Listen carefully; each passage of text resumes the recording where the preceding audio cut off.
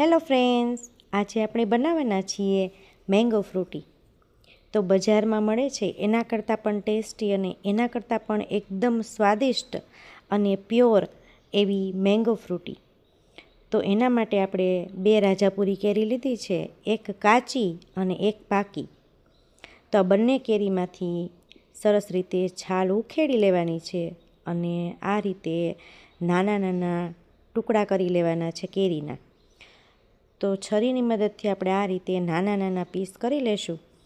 અને બંને કેરી છે, એક સાવ પાકી છે અને એક સાવ કાચી છે, એટલે ખાટી પણ થશે અને મીઠી પણ થશે. બંને કેરીના ટુકડા થઈ જાય એટલે મિક્સર જારની અંદર આપણે એને અડધી વાટકી દળેલી ખાંડની સાથે આ રીતે પ્યોરી બનાવી લઈશું.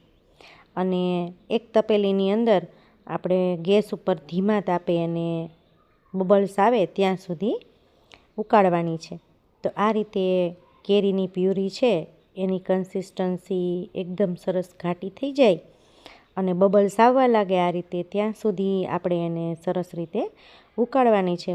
ખૂબ ઉકાળવાની નથી, પણ સામાન્ય આ રીતે બબલ્સ આવવા લાગે અને સરસ રીતે ગરમ થઈ જાય એટલે ગેસની ફ્લેમ બંધ કરી અને આ રીતે એક તપેલીમાં ચાળણી મૂકી અને એને ગાળી લેવાની છે, જેથી કરીને એની અંદર કોઈ લમ્પ્સ હોય કે નાના મોટા ટુકડા બચી ગયા હોય તો એ આપણે એની અંદરથી કાઢી લઈએ.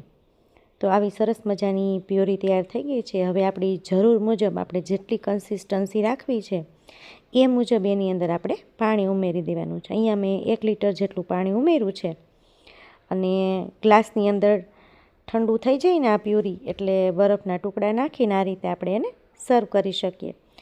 તો આ મેંગો ફ્રૂટી તૈયાર છે અને એને ફ્રીજની અંદર આપણે 8થી 10 દિવસ માટે સ્ટોર કરીને પણ રાખી શકીએ છીએ.